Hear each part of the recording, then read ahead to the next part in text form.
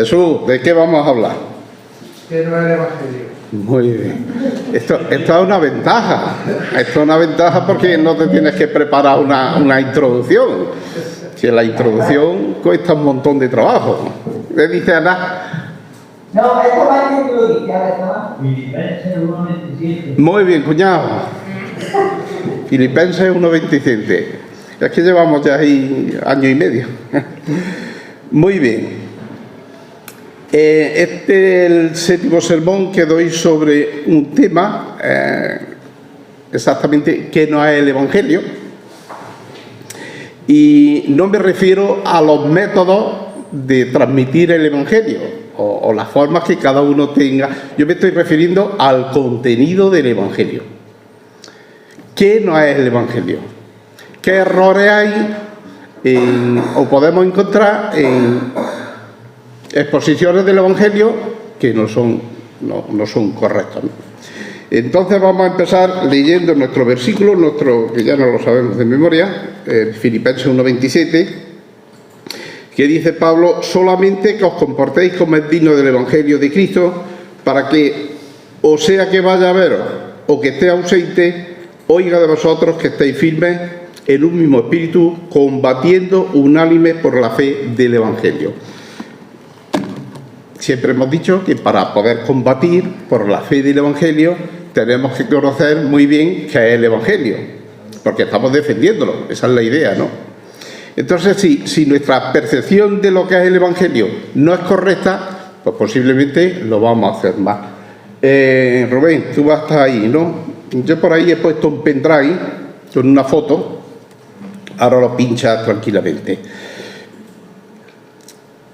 Hay un texto, porque hablamos de la percepción del Evangelio. Hay un texto en Gálatas que dice, Pablo dice: estoy muy sorprendido, le está diciendo a los Gálatas, de que se hayan pasado a otro Evangelio tan rápido. Ese es aquel. Sí, creo que es aquello de arriba. O la de abajo, eso, ya la tienes ahí preparada. Sigue diciendo Pablo: en realidad no es que haya otro evangelio, lo que pasa es que hay algunos que lo están perturbando a ustedes y que quieren trastornar el evangelio.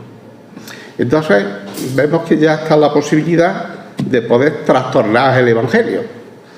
Y Pablo le está diciendo: estoy extrañado, lleváis 2 días que habéis convertido y ya estáis en otro evangelio, me estáis hablando de otra cosa muy diferente, ¿no?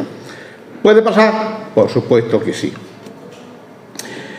En realidad, ese es un problema de la Iglesia desde el principio,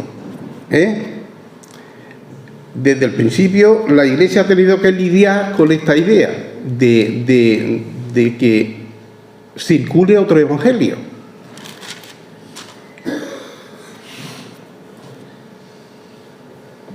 Por ejemplo, algunos cristianos judíos, sin salirnos de la carta de Gálatas, a los nuevos convertidos, a los que se convertían nuevos, les decían: oye, que mira que nosotros tenemos unas tradiciones, nosotros guardamos las fiestas, nosotros tenemos una liturgia, para completar tu salvación tienes que seguirla.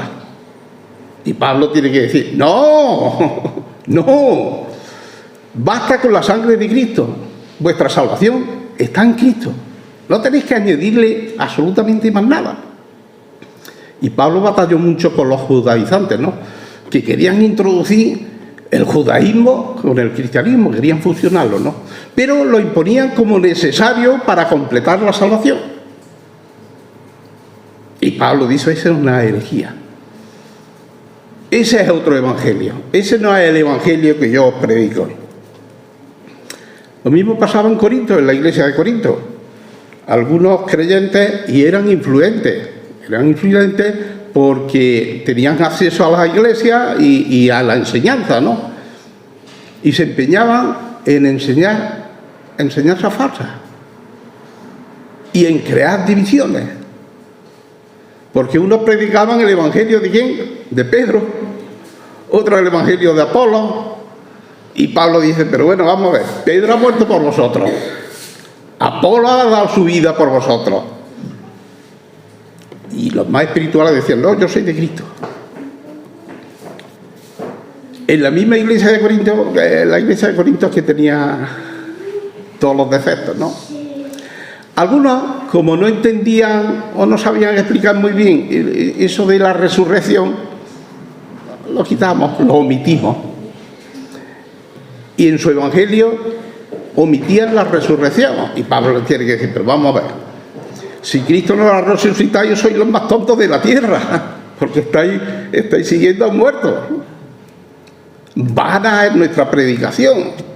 Entonces vemos que el evangelio puede sufrir muchos ataques, muchas ideas raras, muchas percepciones que lo disuelven. Y claro, Pablo dice, un evangelio incompleto no es el evangelio. Entonces, de ahí el tema de que nosotros tenemos que saber muy bien qué es el evangelio para poder predicarlo con bien, ¿no? Entonces yo pensaba que mirando lo que no es el evangelio podemos llegar a comprender lo que sí es el evangelio. Viendo las cosas que realmente no son el evangelio y las tenemos muy a la vista, podamos decir, esto sí es el evangelio. Bueno, como al principio de la iglesia, hoy en día no es diferente. Pues tenemos que afrontar ideas erróneas de lo que es el mensaje del evangelio. Hay confusión sobre lo que significa seguir a Jesús. Hay confusión. Vemos también muchos conceptos equivocados sobre quién es Jesús. ¿Quién es Jesús? Y hay mucha variedad de opiniones, ¿no?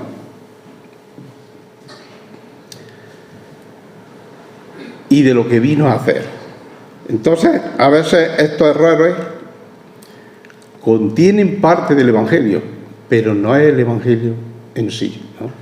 Y ya digo, vuelvo a la idea. Pablo decía, si el evangelio no está completo, está incompleto, no es el evangelio, si falta algo. Por eso es tan importante saber esto. Yo me metí en el texto y me cautivó tanto que sigo desarrollándolo. Creo que hoy es la parte 19 de este versículo, ¿no? Creo que como iglesia, la iglesia de Torredonjimeno, tenemos cargo por el evangelismo. Se ve y se nota. Esto es bueno, ¿no? Pero si nuestra comprensión del evangelio es superficial, pierde su verdadero significado. Si yo pregunto, quiero que sea participativo, os voy a preguntar más de una vez. Si yo os pregunto, ¿cuál creéis que es el fin del evangelio? El propósito, el objetivo del evangelio. A ver, ¿alguna idea? Sí, a bote pronto. Ahí tenemos una idea, ahora la vamos a ver. Mira, se ha comido la lengua al gato. Una idea. ¿Tú qué crees que es el evangelio? ¿Qué persigue? ¿Qué propósito es? ¿Por qué tenemos que ir hasta el fin del mundo predicándolo? Salvación de las personas. Salvar a las personas. De cualquier forma. Bueno, después me contestáis, después me contestáis. Buscando literatura para nuestra mesa del mercadillo, solemos comprarla en varios sitios. Una de ellas es el CLC, que es el Centro de Literatura Cristiana. Es un organismo internacional y una de las mayores editoriales. De hecho, tienen 18 editoriales, ¿no?, que están unidas para el mismo tema. Está en 57 países. En España, por supuesto, también están, en Barcelona. Y buscando literatura, porque te mandan un PDF para que tú te lo descargues y veas todo lo que te ofrecen, ¿no? encontré en una serie de folletos a todo color que ellos están haciendo, y me llamó la atención. Tenemos un proyector que no es muy fino y entonces no se ve muy bien. ¿Alguien lo lee desde ahí? ¿Sí? ¿Qué dice? Mientras lees este folleto, date un tiempo para pensar en tu futuro. Lo que decidas hoy te dará forma a tu mañana. Por eso no puedes dejar de conocer la propuesta que Dios tiene para ti. La Biblia enseña que Jesús murió y resucitó para que puedas tener una vida diferente y en paz. Pon tu fe en Él y tu futuro feliz estará asegurado. Luego hay una letrita que hasta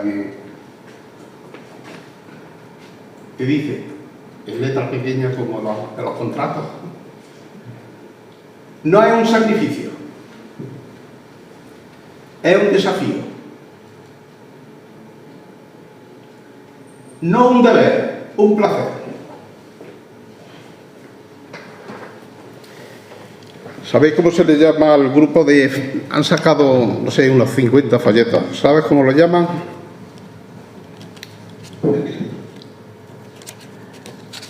Creo que lo tengo por aquí.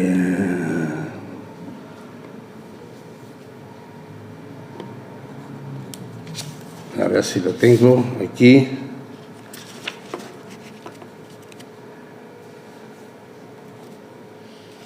Bueno, no lo tengo, pero la idea es que es un evangelio actualizado, un evangelio para nuestros días, para nuestro tiempo, ¿no? O una nueva forma de evangelizar, modernizado, un evangelio modernizado. Esa es la idea que viene en la página donde tú te descargas. Bueno, ¿qué os parece?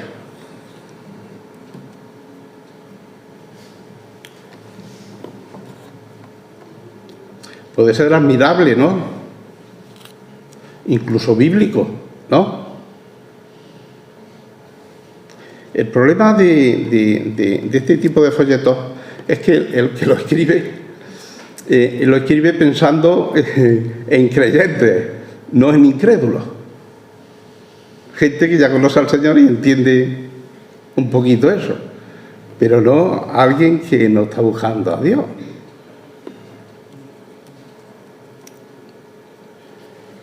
Bueno, yo creo que simplemente no es verdad lo que ofrece ese versículo. Eso no es el Evangelio. ¿Por qué? Bueno, pues da a entender a las personas que el cristianismo promete un futuro feliz y seguro, ¿no? Para que sus vidas mejoren. ¿Tienes problemas? Ven que Cristo te va a mejorar tu vida. Simplemente no es verdad. O una verdad media. Depende de cómo lo mires. La gente normalmente, la propuesta que hace la palabra de Dios, no la relaciona con una felicidad en la eternidad, sino que la relaciona con una felicidad, ¿dónde? Aquí, porque aquí es donde tengo mis problemas.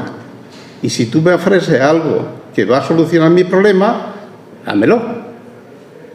No, nosotros decimos, el Señor te va a solucionar tu problema en la eternidad, el problema de la salvación. No, la gente piensa aquí y ahora. ¿Te imaginas que yo me llevo este folleto al mercadillo y se lo doy a la gente que se acerca allí y le digo, venga Señor, que Dios te ama, si tienes problemas, el Señor te dará salida, ¿Que puede hacerlo? Por supuesto que lo hace también, pero no se ofrece así tan directamente, ¿no? Si quieres de verdad una vida mejor, ven acá y conoce los caminos del Señor. Anima a la gente a buscar un Dios maravilloso, que lo es. Pero tú piensas como creyente, Él no piensa, Él piensa como incrédulo. ¿Qué clase de Dios maravilloso es? Yo recuerdo una vez, hoy es creyente, que un joven pues, se acercó y me dijo, bueno, se acercó después de sentirme hablar, ¿no? Se acercó y me dijo, oye, ¿tu Dios puede quitar un problema que yo tengo? Claro, por supuesto, todavía tienes problemas. Es creyente, muchos años, pero todavía tiene el problema. Claro, yo le dije, Dios puede. Pero si se acerca a Dios para que te quite el problema, posiblemente no funciona así. Entonces nosotros no podemos decir, animar a la gente a buscar un Dios maravilloso que nosotros estamos ofreciendo, que te va a solucionar la vida entera y lo mejor, que será una aventura. Nada de sacrificio. ¿Estamos diciendo la verdad o a medias o qué pensáis? Porque luego lo va a invitar al viernes y cuando saquemos nuestro tocho de oraciones y empecemos con los enfermos, con los que se operan, con el que ha perdido el trabajo, con el que te va a mirar y va a decir, oye, ¿dónde está la felicidad de la que me hablabas? En el mercadillo. Claro, claro. Entonces no puede ser presentar un evangelio de felicidad, de solución para esta vida. Porque esta vida tiene muchos problemas. Todos tenemos problemas. Entonces tú no puedes ir predicando que tu Dios te va a quitar los problemas.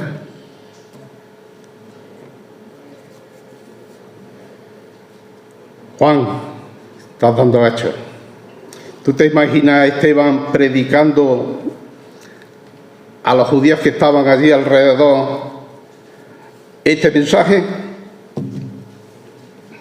Este mensaje tan moderno, diciendo que Dios os ama y que tiene un plan maravilloso para vosotros.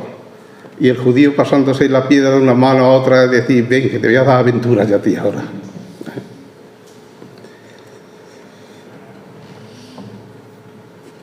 No podemos prometer un futuro feliz a no ser que nos estemos refiriendo a la vida eterna, al cielo. Aquí no. Aquí vas a encontrar problemas. ¿Os imagináis algún discípulo, hablando del libro de los Hechos que hemos hablado, hablando de este tipo de mensajes?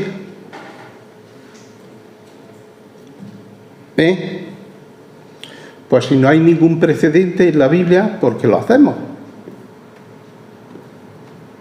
Yo no veo a los discípulos predicar así. Ven que Dios te ama, que tiene un futuro maravilloso para ti, de felicidad. Al contrario, vemos que los discípulos confrontaban a los oyentes como si fueran criminales, culpables, enemigos de Dios, que necesitaban justicia. Necesitamos justicia, no felicidad, justicia.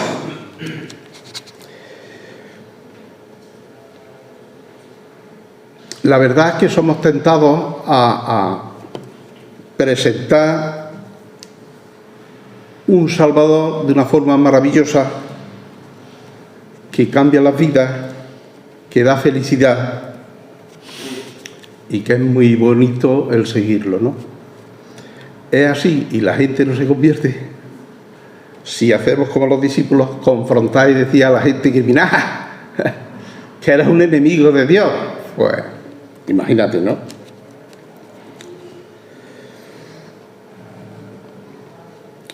Lo que pasa es que con este esquema que se nos presenta en la lectura moderna actual, podemos llegar a pensar que el Evangelio es solo para los que están sufriendo, que buscan un cambio en la vida, que necesitan dinero y Dios se lo puede proveer, que son problemáticos en esta sociedad y necesitan un cambio. ¿Veis la forma de pensar? Messi no necesita el Evangelio. 7 balones de oro y millones para enterrar. Ese no necesita el Evangelio. Pero este pobretico sí necesita el Evangelio.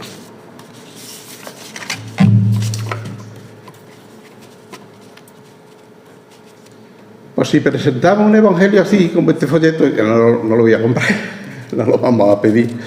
Si ofrecemos un Evangelio que ofrece felicidad, vamos a tener una competencia enorme en esta vida, ¿no?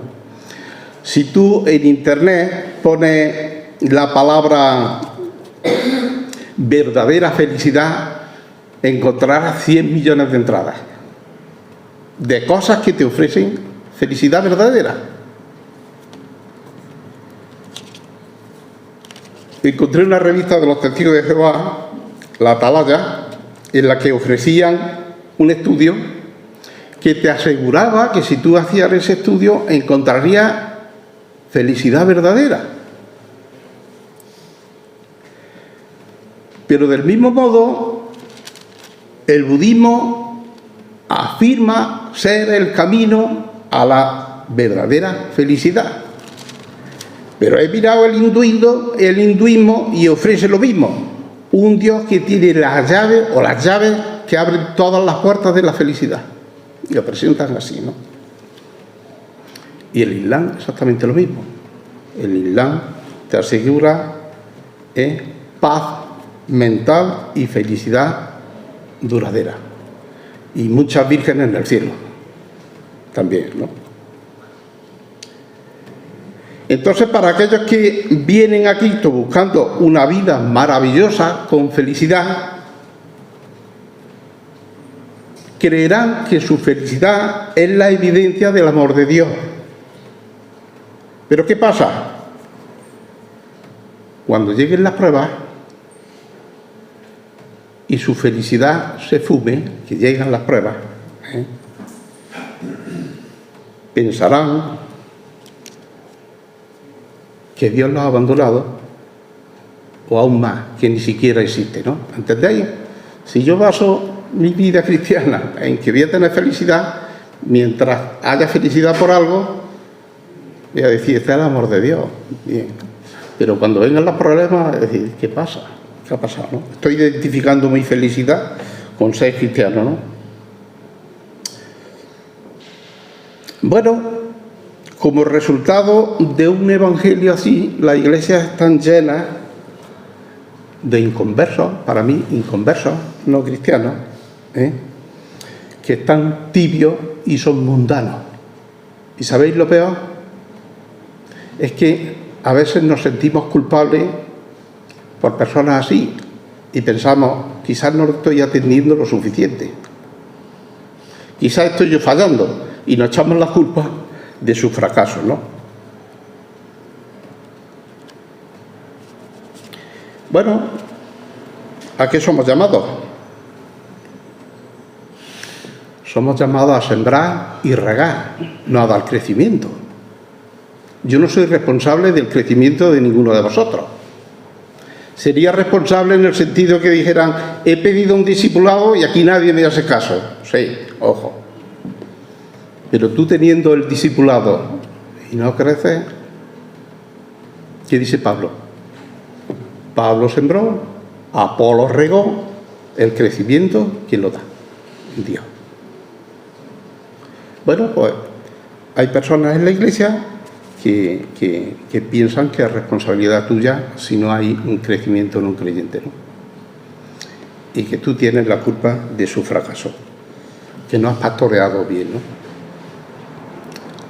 Sembrar, regar, el riego que es fundamental, ¿eh, Antonio? El riego para las plantas, sin agua se mueren, ¿no?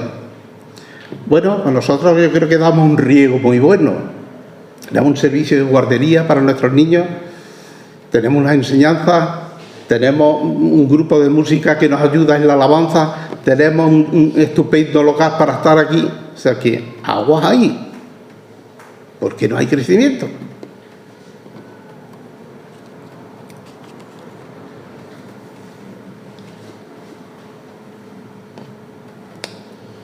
Qué trágico el pensar que la sangre del Salvador fue derramada simplemente para hacerme feliz aquí. Eso es muy... Bueno, pues eso es lo que se oferta en el evangelismo moderno. Estamos viendo que no es evangelio. Me cautivó esto tanto que lo he estudiado bastante, ¿no?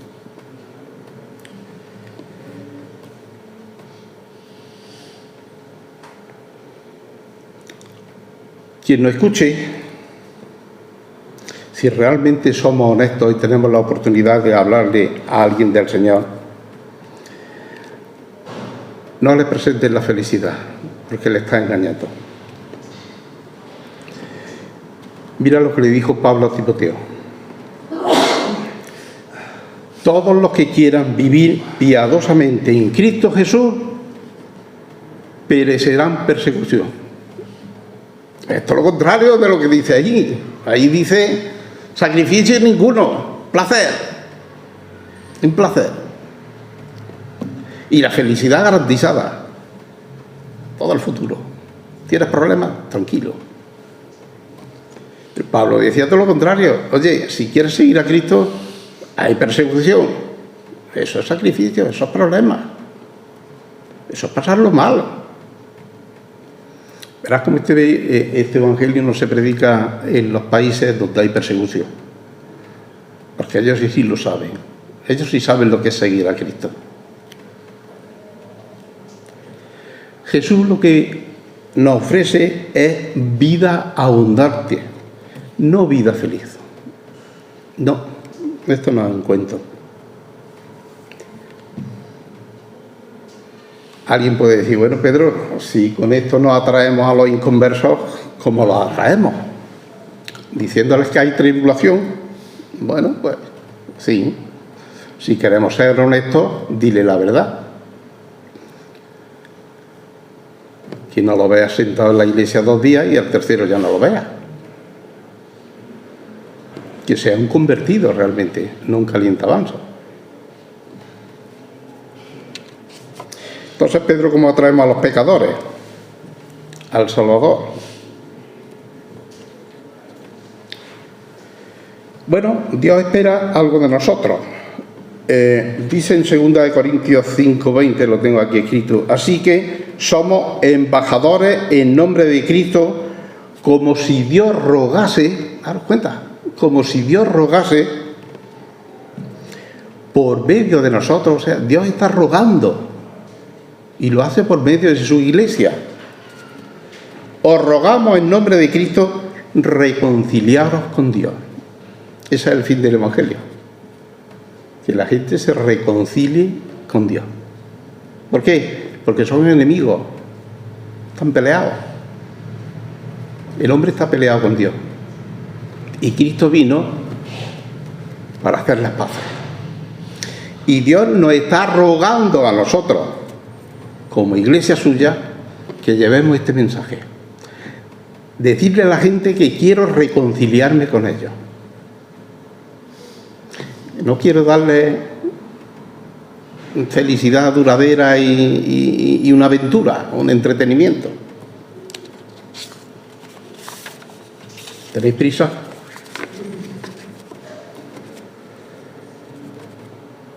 Eso, debemos de considerar a la gente enemiga de Dios. Cuando tú le hablas a alguien con alguien, con un familiar, con un desconocido, con un amigo, con quien sea, debes considerarlo enemigo de Dios. Y vas a darle un mensaje de reconciliación. no ese, para traerlo. Ya digo que las iglesias están llenas de gente que busca eso. Si tú le dices a alguien, oye, ¿quieres persecución? ¿Quieres pasarlo más? ¿Qué dices? Eso no es atractivo, ni mucho menos. Entonces, debemos considerar a la gente enemiga de Dios. ¿Por qué? Por su pecado. Tenemos pecado y eso es lo que nos enemista con Dios. Porque Dios es santo y no puede ni mirar el pecado.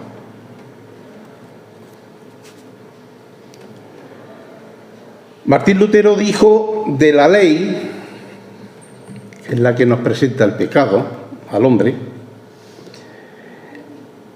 es su trabajo y su propósito, hablando de la ley, de su propósito verdadero y apropiado. Hace humilde al hombre y lo prepara para anhelar y buscar la gracia. Y Lutero dice, si se usa correctamente, si usamos bien correctamente la ley. Ahora, si la usamos para decir que tienes que cumplirla para que te salves también, como si fuera una obra, eso no es evangelio.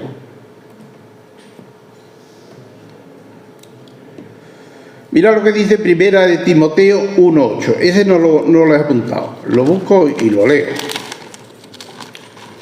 Primera de Timoteo 1:8. Pero sabemos que la ley es buena, dice Pablo, si se usa legítimamente. Lo que decía Lutero, si se usa correctamente. Entonces quiero hablaros de la ley como propuesta a ofrecer la felicidad. Yo os digo que presentéis la ley en vez de la felicidad.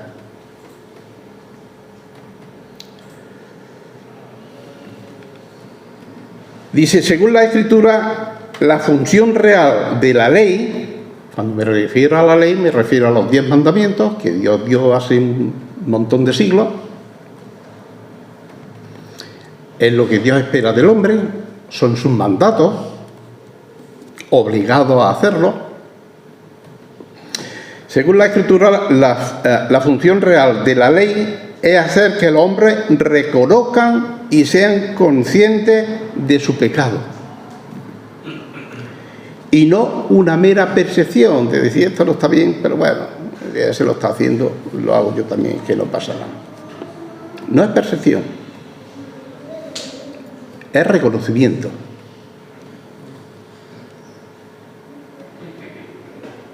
Un conocimiento del pecado que trabaje para el arrepentimiento. Dice Romanos 3:20, porque por medio de la ley es el conocimiento del pecado. ¿Dar cuenta? Porque por medio de la ley el reconocimiento del pecado. ¿Por qué no lo usamos en vez de este tipo de folletos? Voy a intentar ilustrarlo, a ver si nos entendemos un poquito más.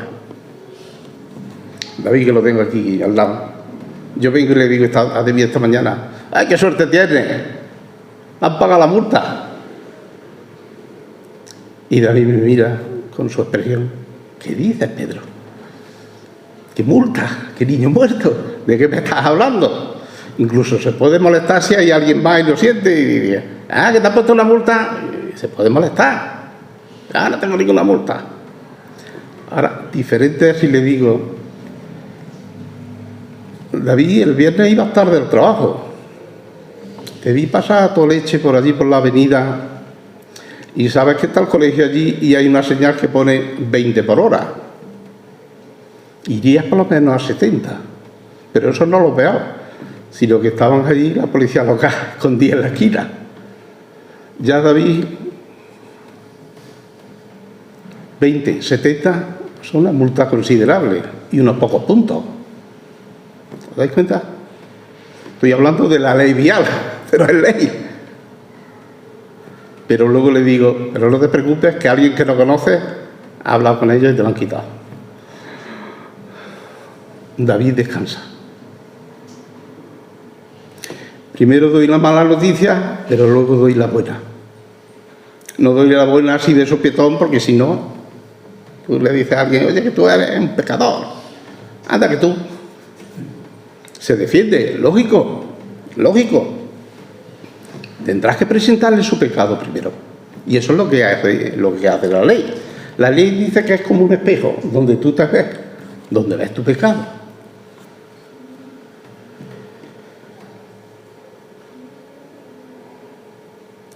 A una vez le dije, oye, ¿sabes que Cristo murió por ti? Y muy serio me dice, yo no se lo pedí. Estaba anticipando las buenas noticias antes que la mala. No le había dicho que necesitaba al Salvador. ¿Hay un Salvador? No, quiero. Es el único, tráelo.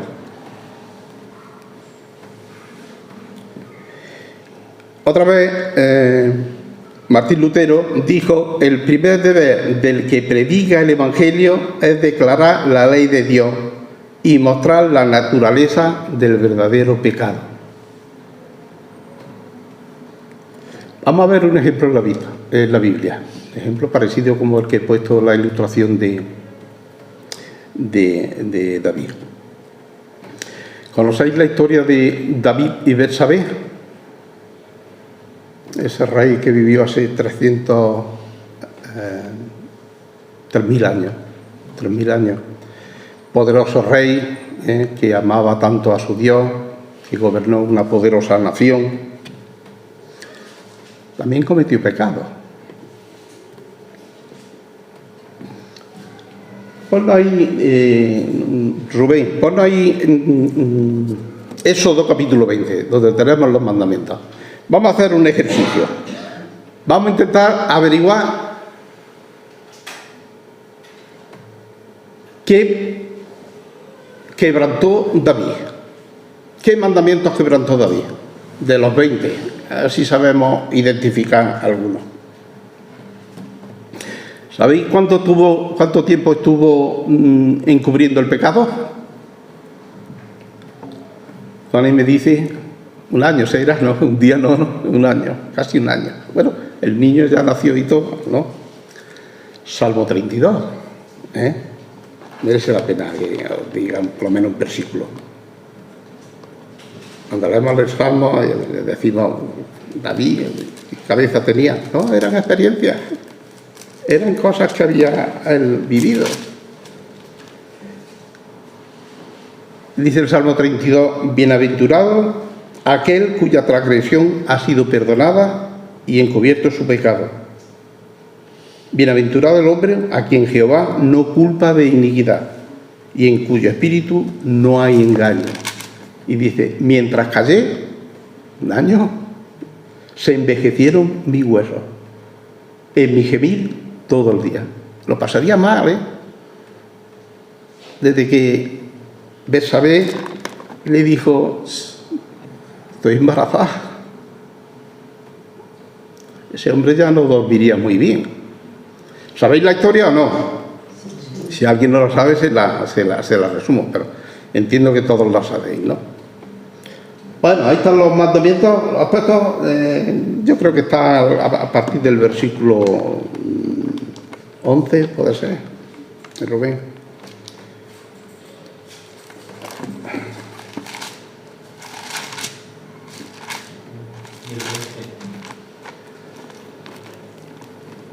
Por ejemplo, del 12.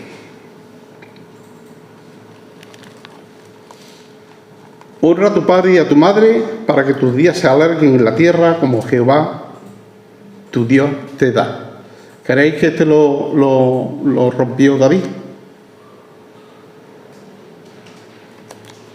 Con lo que hizo no honró muy bien a sus padres. No matarás. ¿Se lo podemos imputar a David? Claro, mandó a Urías al frente de batalla, ¿no? Le dijo a Joab, ponlo ahí y sal corriendo que se lo ventile, para tapar mi error. No cometerás adulterio. David cometió adulterio. No hurtarás. Prácticamente robó a Betsabé. No codiciarás la casa de tu prójimo, no codiciarás la mujer de tu prójimo. La codició. Como era el rey, bueno, la llevó.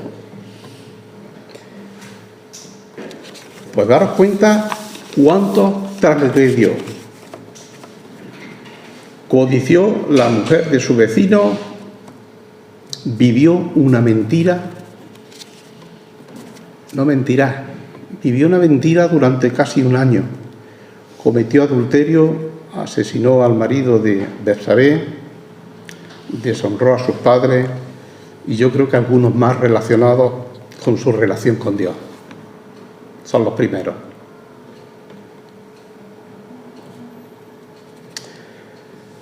¿Qué pasó? Que Dios empleó a Natán, y le dijo a Natán: predícale el Evangelio, dile esto. Y entonces, a mí me llama la atención cómo Natán le entra a David. No le entra chillando: ¡oye, viene el rey, mira lo que ha hecho! Porque David podía haber dicho: yo soy el rey precisamente, venga, al calabozo. No, escogió una parábola de algo que le entendía, porque David era un pastor, y era el pastor de Israel, y cogió una parábola y le dijo: oye, sabéis la historia, ¿no? Un hombre rico que tenía un montón de ovejas y un montón de cabras y un montón de... Le viene a visitar un extranjero, una persona tiene un invitado, y en vez de coger una oveja de las suyas, a su vecino, un pobre hombre que solo tenía una ovejita, decía, además era su mascota, se la quita, la mata para darle de comer al... David, ¿qué hizo? Encenderse, ¿no? ¿Quién es ese hombre, no? Se indignó. ¿Pero desde dónde? Desde el trono de su autojustificación. Llevaba ya un año justificándose.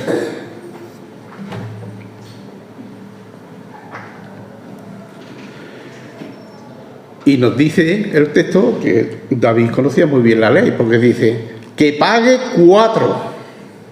4 tantos, que se le ponga precio a la oveja esa y que pague 4 ovejas. Y es más, por lo vil que ha sido, estamos hablando de segunda de Samuel capítulo 12, por lo vil que ha sido, que muera. Y entonces Natán le dice: tú eres ese hombre. Tú eres ese hombre. ¿Os dais cuenta? Si Natán le hubiese entrado de otra forma, le hubiese puesto el pecado en los hocicos, mira lo que ha hecho, la reacción de David hubiera sido diferente. Eso nos pasa con la gente de la calle. Si tú le dices a alguien: eres un pecador, no te va a escuchar. Ahora, si le presenta su pecado, como hizo Natán, le presentó a David mira lo que ha hecho. ¿Y cuál fue la reacción de David? He pecado contra el Señor. Eso sí es arrepentimiento. Eso sí es arrepentimiento. Eso es lo que buscamos en la gente cuando predicamos el Evangelio. Que la gente se dé cuenta de que son pecadores. De que si se miran a los 10 mandamientos esos, como hemos mirado a David, van a caer en todo van a caer. Y entonces necesitan la justicia de Dios, porque si no vas derecho al infierno. Dios da solo esa alternativa: el cielo o el infierno. No hay purgatorio, son inventos de algunos. Al cielo o al infierno. David vio su pecado, se reflejó, dice: efectivamente, yo creí que me había salido bien la jugada, pero no. Bueno, aquello era un secreto a voces. Porque cuando le dice a Joab: mándame a Urías para acá. ¿Qué querrá este Urías? Sí, para que me informe. Y lo tiene allí una semana a ver si pica y va a su casa, para esconder el problema. Y luego le dice: ponlo en primera línea, pero en primera línea, cuando digo en primera línea, es que le dé un beso al primer enemigo que se encuentre. Y te retira. Joab diría: algo has hecho. algo ha hecho Urías o algo ha hecho el rey, ¿no? Vive una mentira durante un año, pero cuando Natán lo confronta con su pecado, imagínate que Natán entra y le dice: hombre, David, no pasa nada, era el rey, te ha salido bien la jugada de machote, ¿no? No pasa nada, sí, eso todo el que puede lo hace, ¿eh? Incluso David hubiera dicho: ¿de qué pecado me hablas? Pero no, cuando le presentó su pecado de una forma correcta, y esto a mí me enseña mucho, cuando confronta a la persona con su pecado, y yo lo estoy usando y veo la cara de las personas, cuando le hablas de esta forma, y se reconoce. Pero todo el mundo peca. Sí, pero el problema es que un día tú vas a estar delante del trono de Dios, y la referencia que Dios va a coger son sus mandamientos. No va a coger tu percepción de lo que es ser bueno o ser malo. Va a coger sus mandamientos y te los va a poner delante. ¿Has caído? Digo, puede ser muy bueno, pero si caes en uno solo es como si hubieras caído en todo. Y Dios va a decir al cielo o al infierno, según hayas hecho. Y la Biblia dice que no hay bueno ni a uno. Todos hemos caído. Todos necesitamos al Salvador. Lo más bonito, cuando David ya estaba hundido y se reconoció: he pecado contra el Señor. Le da la buena noticia a Natán: David, no te preocupes, porque el Señor te ha perdonado. Ha perdonado tu pecado y no vas a morir. Primero vemos a David apesadumbrado cuando le declara su pecado, y luego ¿cómo lo vemos? Creo que aliviado. Lo mismo que David cuando le dije: te han quitado la multa.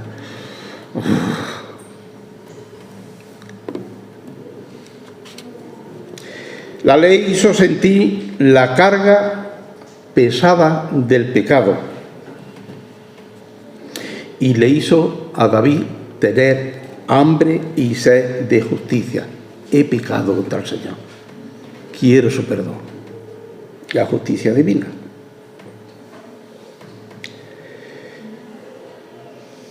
Bueno, cuando Natán le dio la buena noticia a David de que no moriría porque Dios le había limpiado su pecado, se sintió súper aliviado. David, cuando más entendió la gravedad de su pecado, más gozoso se sintió luego. ¿Entiendes? Cuando más vio el problema, valoró más la solución, la buena noticia, ¿no? Se sintió aliviado, ¿no? Misericordia gratuita. Entonces, de verdad, tenemos que llevar a la gente hasta el extremo de sentirse así, de sentirse pecadores y que necesitan un Salvador. Solo así nos podremos asegurar de que esa persona ha entendido bien el Evangelio y ha nacido de nuevo, sobre todo. Pero con este método de ofrecer felicidad van a venir mucha gente que no lo son, no son creyentes. En Romanos 2:15 dice que Dios escribió la ley en el corazón de las personas. O sea que todo el mundo sabe lo que es bueno y lo que es malo. Lo que es quitarle la mujer a su vecino, o lo que es robar, o lo que es mentir. Eso lo sabe todo el mundo.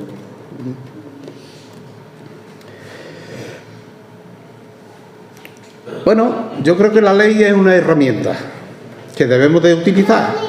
Y esta es mi conclusión. Os reto a que utilicéis la herramienta de la ley cuando habléis con las personas. El próximo día, aquí termino, ya me he colado. El próximo día vamos a hacer una escena práctica para que veáis cómo lo hago yo. ¿Ok? Que el Señor os bendiga.